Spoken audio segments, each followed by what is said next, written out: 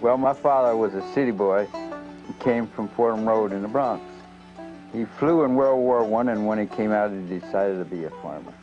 So he bought this place, and it was a smart move on his part because we grew up during the Depression, and at least we had a variety of food. We had grain crops and potato crops and corn, tomatoes, and apples, and the whole business. And it was part of what kept us going, where other people didn't have a thing. My wife and I were married in 1947, and when my father died in 1949, we bought this farm from my mother. 2 generations have run around barefoot on this land. And now we have a 3rd generation on this farm, and I wonder if it'll be here for a 4th or 5th generation time to come. So everybody had their own job. That's the only way it could survive, and that's the way it survived when our kids came along. Everybody kicked in and worked for the good of all, you might as well say, right? Chief! Come on, Chief! Hi. Come on. Come on, Rusty. You're a boy. Come on. Here comes Jenny. Come on, Granny, you get in here. That's the girl.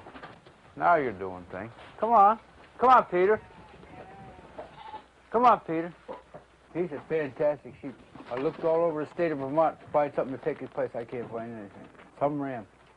There he comes. There's my boy. Come on, Rusty. I was luckier than most kids because my father figured we needed an education, and he sent us to college.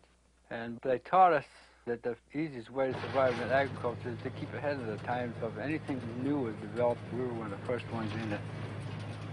Every spring, we'd had to take a wheelbarrow seeder and put grass seed down on the field that we'd had wheat on the year before, and you walked the whole 14-acre field. When you got done, you were ready to drop dead, right?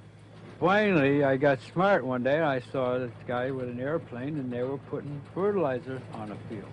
So I said, that's for me. So I talked to Robbie. I said, Robinson, what do you think about putting grass seed on with an airplane? He said, he never did it before. I said, let's try it. And the first nice day, he came over here with the airplane. Off the other end he goes, and here's old Joe over the fence over there spreading a load of manure with his horses, and there goes my grass seed. Went on beautifully. The next day, I'm over spreading manure, and Joe comes down, and we're both out here in the field, and he says, what the hell were you doing yesterday, Sam? I said, well, I'll tell you, I had Robbie put the grass seed on with an airplane. Boy, he says, you don't care how you spend your money, do you? Well, he watched that field like a hawk all summer. We had a beautiful catch of seed, came up perfect all over. And he never said a word until the following spring. He came down one day and said, are you going to have Robinson put the grass seed on your wheat field again this year? I said, yeah. He said, send him over to see me. He said, I think I'll do it too. And this is the way we stayed abreast of things, and we're one step ahead to make a small farm pay off. We always had to be a jump ahead of everybody else.